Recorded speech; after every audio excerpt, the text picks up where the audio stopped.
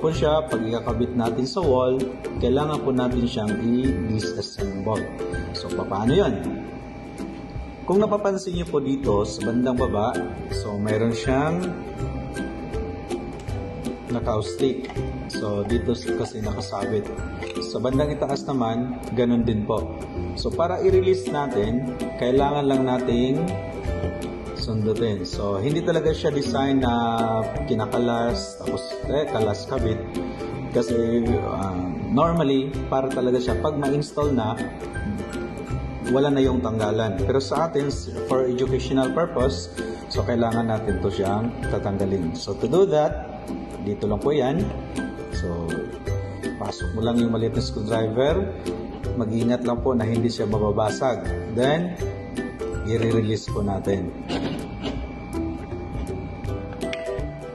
So, dandahan lang. Kasi hindi naman talaga siya design para palaging kinakalas. So, yan po. Then, ito na po yung ating ikakabit sa wall. Then, pag naka-fix na po ito siya sa wall, that's the time na atin po ito siyang ikakabit. Okay. So, dito kasi lalabas yung wire natin. Diba? Sa may junction box na within the wall. So, pero sa ngayon, dahil hindi natin siya ikakabit sa wall, so diretso na natin. So, ibabalik na lang po natin siya. So, una, isasabit natin sa ilalim. Gaya niyan. Then, dito sa taas naman, ididiin lang natin para snap. Yan. So, naka-fix po yan siya. Okay. Sa likuran naman po ng ating horn, ito po yung ating mga makikitang terminals. So, nandito yung kanyang specification.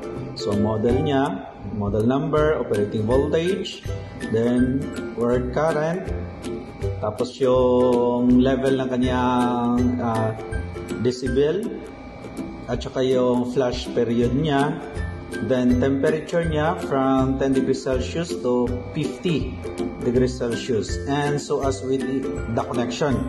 So kung pansinin po natin, so ito yung kanyang terminal, then nandito yung kanyang marking. Ibig sabihin, yung nasa kanan po niya na terminal is positive. Yung sa kaliwa naman, yun yung kanyang negative. Okay. Now, para po sa pag-wiring, so sundin lang po natin yung nakalagay na terminal marking.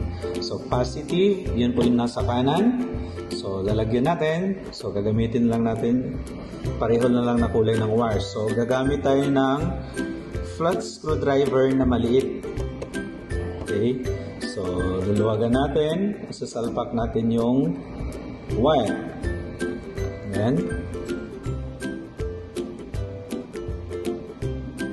Then, pag okay na, higpitan natin ng dahan-dahan. Yun. Then, the other one naman, the other terminal, yun yung ating negative. So, kailangan nating luwagan muna bago natin isalpak yung wire sa kanyang terminal at hihigpitan.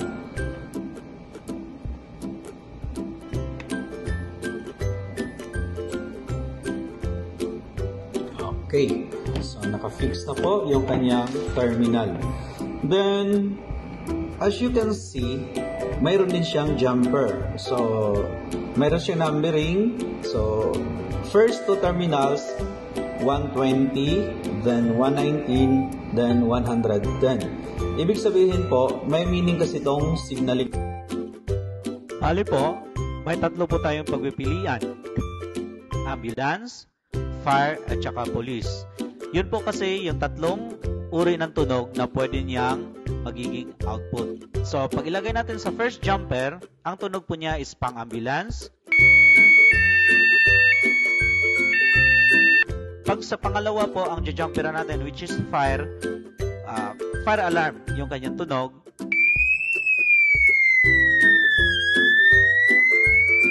At lastly, pag sa police naman po, police patrol yung kanyang tunog.